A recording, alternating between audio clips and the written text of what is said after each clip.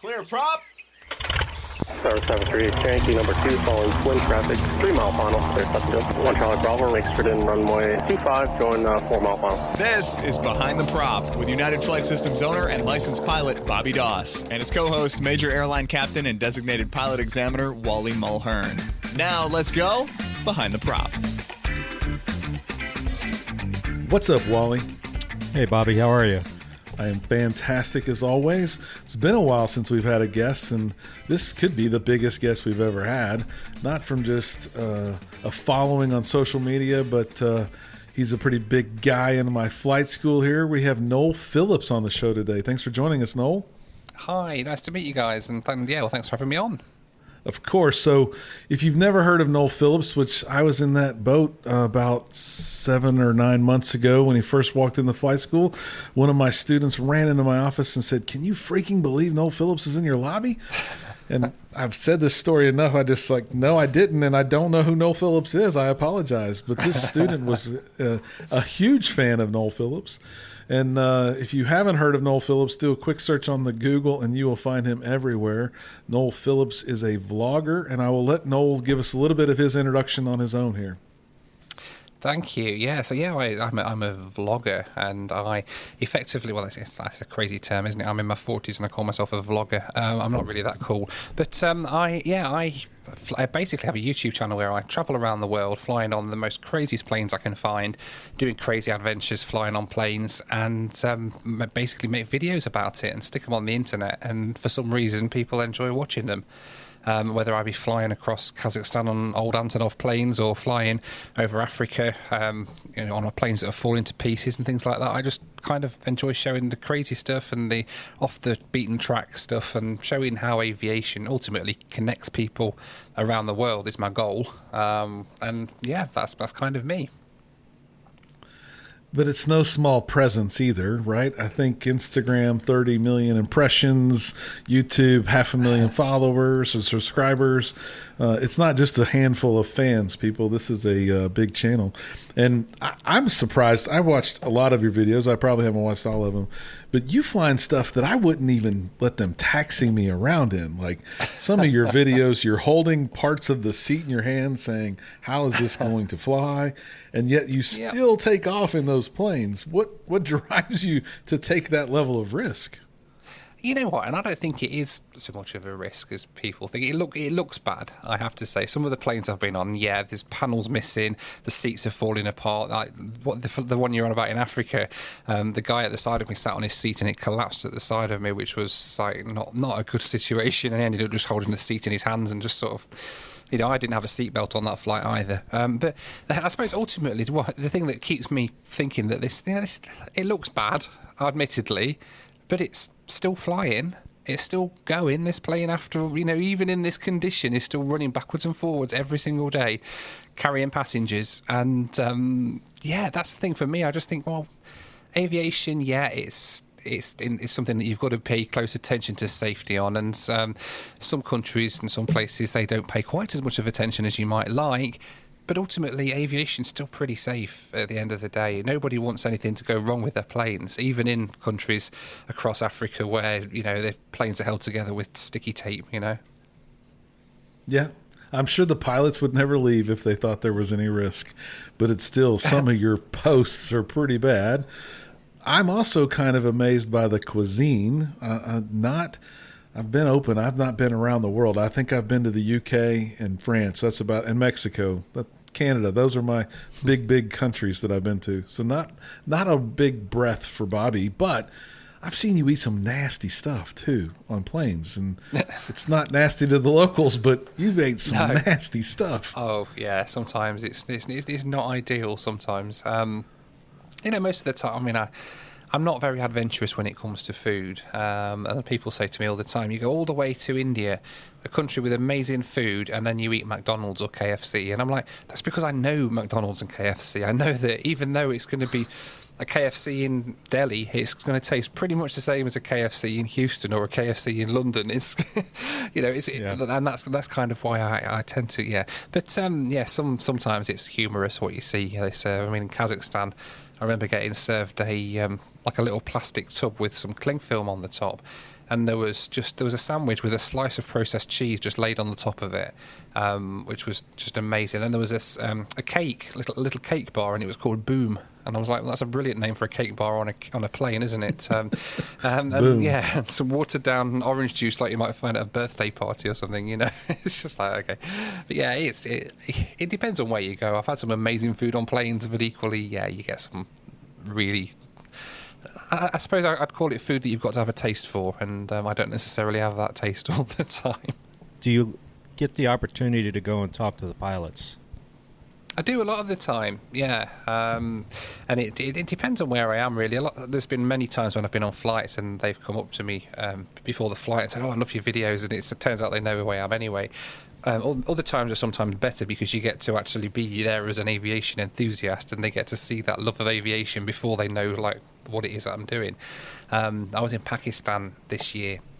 An absolutely incredible experience. I flew up to a place called Skardu, which is in the mountains, in the Himalayas in the north of Pakistan, and they fly an E128 there every day with PIA.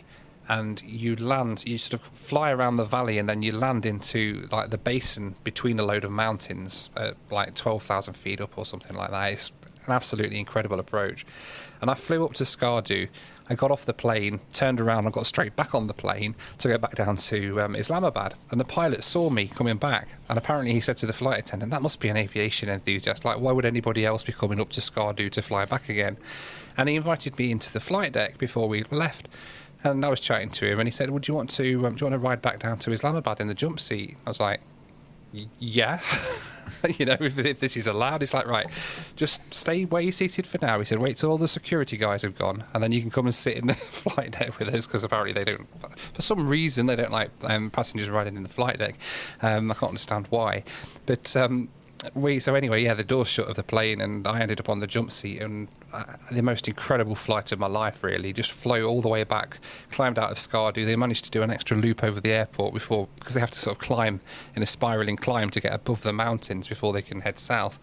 So we did an extra one, so we got an extra good view as we went down, and we were just talking planes the whole way back down, and it just experiences like that once in every so often you get that, and it's just incredible.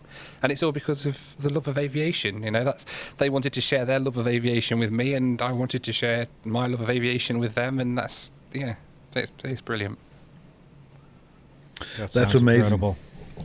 Yeah. So I read some of your frequently asked questions. I'm sure many people ask you the same questions over and over, and we've done it on this preview of the show where we ask some questions. But one of the questions that pops up first on Google is, how does Noel Phillips afford to make all these flights? And I think your answer on your website's pretty candid and interesting. It's just a part of the business, right? That's exactly it. You know, people seem to have this opinion that, or these thoughts that we're like mega rich millionaires and everything. It's like there's no such thing as a millionaire in aviation. Like, you know, they always say, don't they? If you want to become a millionaire in aviation, the easiest way is to start off as a billionaire. That's true. I'm just a regular guy from the UK. You know, I grew up in a small house in England with not much money. I just had a love of planes, and it just got to the point where I managed to be able to have my hobby is just riding on planes from time to time. I'd fly to Amsterdam or to Paris and spend like £40 on a flight like every few months as a treat and as a day out, and that's where it all started from. And the fact is that as the business has grown, you know, because it is a business, and that's grown, and the money that comes in from YouTube then pays for flights, and then that pays for more YouTube videos, which then pays for, and it just kind of rolls in a cycle like that, really.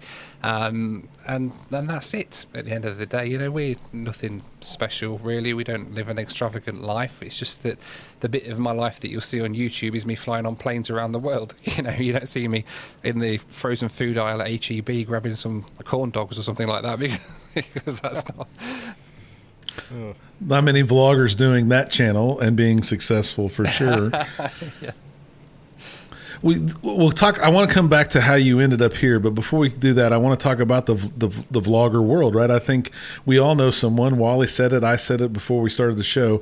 Everybody thinks it'd be easy to be a vlogger. Everybody thinks it'd be easy. Look, all I got to do is carry around my iPhone and a selfie stick or hold it in my hand and record videos. Why doesn't everybody have a channel with 500,000 people following them or subscribing? And I don't think people realize how hard it is. Wally and I talk about it all the time. Man, we started this show with the best of intentions, and there's a lot of days where we still love doing the show, but there's a lot of days where it is a grind to publish a show every 14 days. It's hard work. It's not just talking into two microphones. It is ridiculously hard work sometimes, and I think it's enjoyable work, and this is why I enjoy doing it. You know, I love doing it, and I wouldn't be doing it if I didn't enjoy it, because why would I? Why wouldn't I just get a job where I could work 8 hours a day or something and just come home and have an evening off and just watch movies with the kids? And that's not what it's like. As I was saying to you just before the show, Bobby, I wake up in the morning, first thing I'm doing is checking my emails, and the last thing I do when I go to bed is either working on emails, booking flights, editing videos. It's just like I was saying last night, we were watching a movie and we said we'll have an evening when we'll sit and watch a movie, and I was booking flights to Nauru for a trip I'm doing next year because I thought I need to book that flight while I'm doing that. And it's just you just never stop, and it's very, very hard work. And it's being a content creator full time. I think it's a job that if you are doing something that you're passionate about and you're enjoying it, that has to take the lead, because running a business and doing the content creation in the background, that isn't necessarily quite as fun. You know, it's just a necessary part of the job. Being in meetings, dealing with brands, as much as brands are amazing for us because we get brand deals and stuff for the YouTube channel, but that in itself is a full-time job because you're having to negotiate on contracts and you're sorting out financial terms and all this sort of stuff. This is the stuff that I don't enjoy doing. You know, I just like making the videos, but when you run a business, obviously like this, you have to do all that as well. And I guess the silver lining is that I get to do such an incredibly cool job as my main job. You know, I get to go. Who else could say they get to follow the passion 24/7 as their job, like I do? And I think I'm incredibly lucky. But like I say, it's really hard work to get it to that place. It wasn't too long ago you walked into school and I had seen a post. I don't remember how many flights it was, but it was a ridiculous amount of flights that you had booked. And you just talked about booking flights for next year. There's got to be a mountain of planning and coordination that you're putting into this effort. But was it something like 21 flights to 17 countries or something the other day you told me you booked? It was a ridiculous number. Something like that. Yeah, I booked just between now and the end of the year. I just booked a load of flights.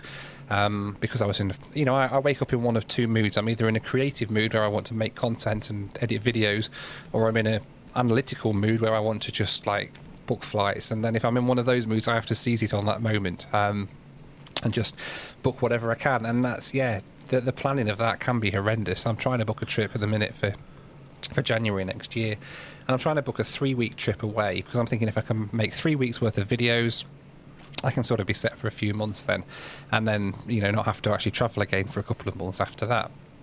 But that in itself is horrendous because I'm like, right, well, I've booked a part of it in Australia, and I've booked a couple of things I'd like to do there. But now I need to look at flights of how to get there, and I need to find a cool thing to do otherwise. And I want to go to South America, but that's logistically speaking a bit of a nightmare because it's so spread out. The cool things I want to film are in different places. You have flights that run one day every 2 weeks, so you sort of have to tie that up with everything else. And it becomes a bit of a logistical nightmare juggling flights. And then, of course, you get something change. An airline will say, right, thanks for booking our flight, but we're changing the day. It's going the day before now. And you're like, okay, brilliant, but I've got like 20 other flights, like all tying onto one another that all sort of rely on this one being in the middle. And it's just a juggling act constantly. Wow. That's crazy. So you clearly aren't from Spring, Texas or Houston, Texas. You have a little bit of an accent there. I hear a little Texas twang coming to you, just so you know. But how on earth did you end up flying at United Flight Systems here in a little old town just north of Houston? So we've wanted to live in the US as long as I can remember. It's always been our dream to live in the States since, we've been married for 20 years, my wife and I, and it's always been our dream to move to the States since we were kids, and we've looked at ways over the years that we could do that, and we've never thought it'd be possible. I started the YouTube channel, and my wife was very supportive of me, and the business started growing from that. And it got to a point during COVID actually where we actually sat and looked at our options, because it was a very dark time, I think, for everybody. We were just looking for a way that we could sort of change going forward and figure out what we were doing after all this was over. And my wife said to me, she said, with the business now, with YouTube and everything, could we not just move to the US and live out in the States. And I said, no, there's no way we could live in the States. We can't get a visa. You know, I'm not talented in any specific way. I just make YouTube videos. You know, it's not anything. And anyway, eventually she managed to persuade me to speak to an attorney and figure out if there was a way we could do it. And it turned out that there was, using the business and moving the business over here. And that sort of spurred us to move over. We were looking at moving to Georgia initially because it was a place that I spent a lot of my time. I used to work for a company that had an office there. We've been on vacation there quite a lot. And that was sort of where we were looking at. We went a few times, and we figured that not only was the weather not necessarily as good as we'd sort of thought in our minds, you know, spending quite a bit of time there, it turns out it's actually quite rainy in Georgia, and it's very similar to how it used to be in the UK. So from my flying perspective, from flying a light aircraft, I was like, well, that's not really going to work. We'd have had to move miles away from Atlanta to be able to afford somewhere that, you know, nice and remote that we could bring the family up in, for instance.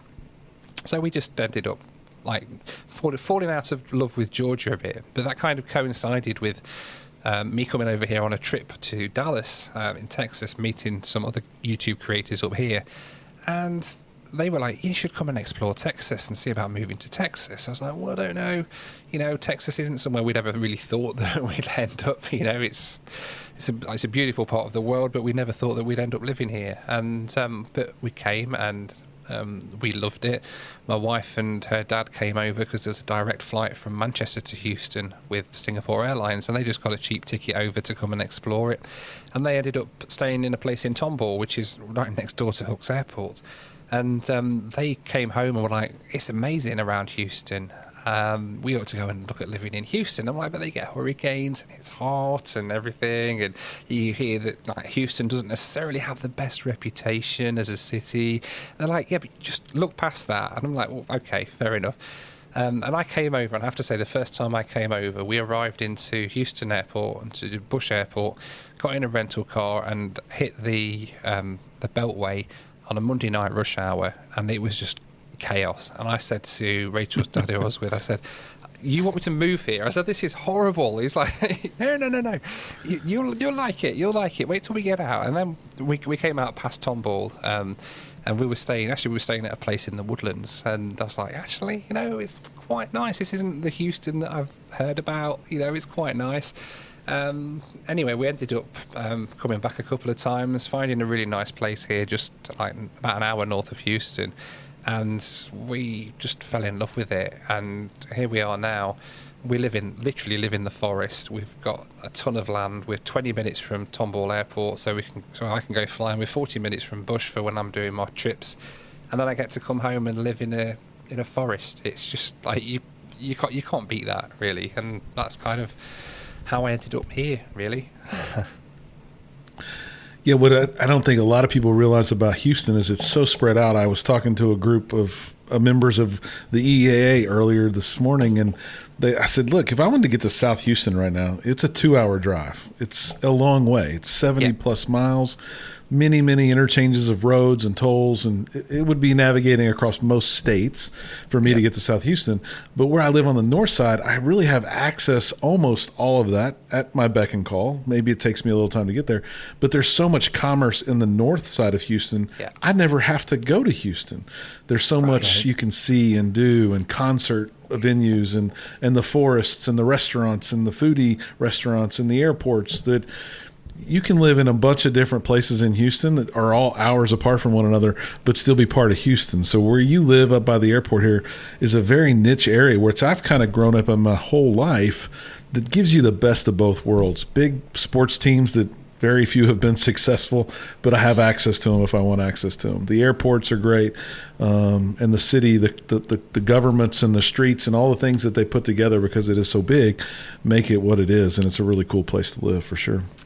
Absolutely. You know, we've fallen in love with it. I wouldn't want to be anywhere else. And I come back from a trip now and just love coming, you know, just being home. And we just drive 10 minutes up the road. We have everything within a few minutes drive of where we live. You know, so much more than we ever did in the UK.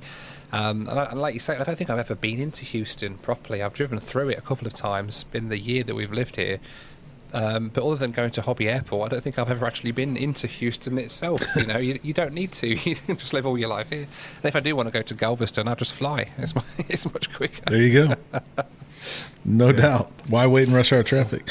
So let's talk about, we talked about the career and the work and the job, but what do you do in your fun time, or what is your hobby outside of it? And I'm sure you're going to tie it to work too, but talk a little bit about what you're doing when you aren't flying for your work channel. So yeah, I think and that's been a big problem for me because initially, but doing these videos was my hobby on the side. I did an IT job 9 till 5, and then I came home and I enjoyed making videos. And the weekends I'd go off on crazy flights and then come back and edit them into videos. That was my hobby on the side. That's my job now, and I don't really want to be doing IT as my hobby on the side. So I just had to figure out something I could do. And I think during, again, it was during COVID, we got to a point a couple of months in and the world shut down. I had no idea if I was still going to be able to travel and make content for the channel like I do now. And I thought, you know what, I need to see. I had my PPL years ago. So when I was sort of 19 or 20, I got my private pilot's license back in the UK. And when I got married, my wife, we sort of got a house and then couldn't really afford to fly anymore. It's an expensive hobby, especially over in the UK. So I just kind of quit and thought I'd lost my license entirely. And then during COVID, I contacted a flight school. I was like, you know what, I'm just going to contact a flight school and see what it would take to do my license again. I'm expecting to have to do the whole 40 hours again and start again from scratch. Let's just see what we can do. And I contacted a flight school and they were like, what do you mean? You've never lost your license? I was like, hang on a minute, I've not flown in 20 years. And they were like, right, but your license is for life. You know, just the currency is what you've got to do. I was like, okay, this is interesting. I had no idea of this at the time. I went up with this guy in a 172. Within 4 hours of flying, I got my license back again. And I was like, that's incredible. It literally is like riding a bike after all that time. And yeah, I wasn't, and I'll admit very openly, I wasn't a very good pilot when I started off after a 20-year gap, but I could fly a plane and I was starting to do things like I got my night rating in the UK, I got my restricted instrument rating, so I was getting quite a bit of instructor time over there as well.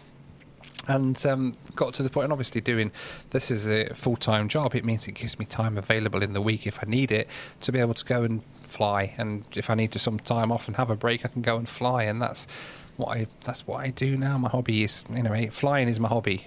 Flying privately is my hobby. Flying on commercial is my job. And I wouldn't really want it any other way. I love it like this. But it wouldn't be a Noel Phillips thing if it wasn't having its own channel, right? So do you document any of your own flying, Noel? I do, yeah. So I figured out pretty early on that I wanted to have a second channel, and I wanted to start filming some of my own flying and putting it on the internet as well, and which is a bit of a risky thing to do, I suppose, because I don't really want to necessarily have everything I do on YouTube, but. And then again, not only for the fact from flying planes and stuff, but also you get to the point where it becomes a second job as well, and you sort of running two jobs at the same time, which I suppose I didn't really think through.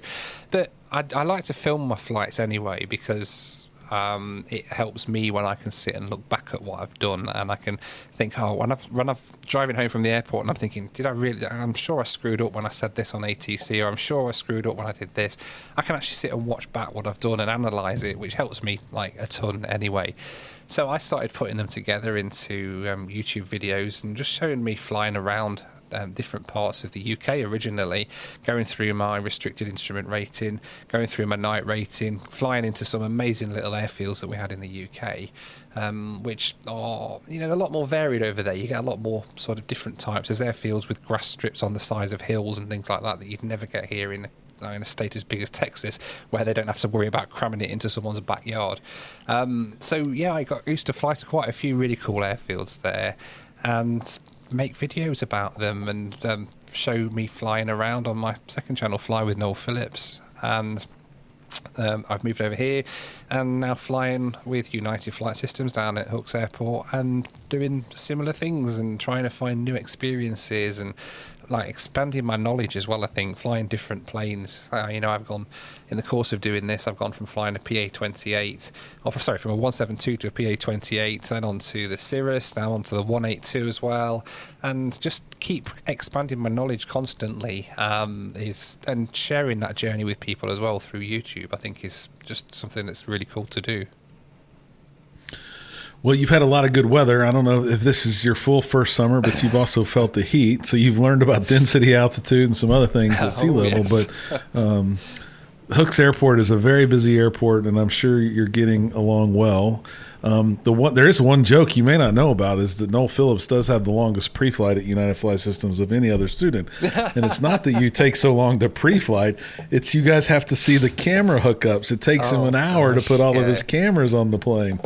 I had a feeling I was getting a reputation for that, to be honest. I can see everything from my office, Noel. I've watched you kick all those cameras up. It's kind of fun to watch. I mean, and then the output, the video that you produce from it is an amazing view from all those different angles. So it's really, really cool to see.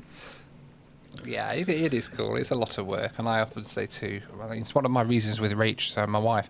I keep saying I need to get my own plane because then I can leave all these cameras hooked up constantly. You see, and I can start putting them on top of the wings and stuff, or mounting them in different places instead of just like having them where I can actually, if it's not my plane, I can't just put cameras wherever I like. You know what I mean? So yeah, this is the argument constant. I need to get my own plane, Rachel, so I can start doing all this myself. And I don't think she's buying it, to be honest. Oh, it sounds like a good argument to me. Think of the time. I was going to say, Wally and I have both won that argument with wives at some point in our lives, so it's doable. No, that's what I'm saying. I was going to say you managed to get an entire flight school out of it, Bobby. So it's working all right for you. Yeah.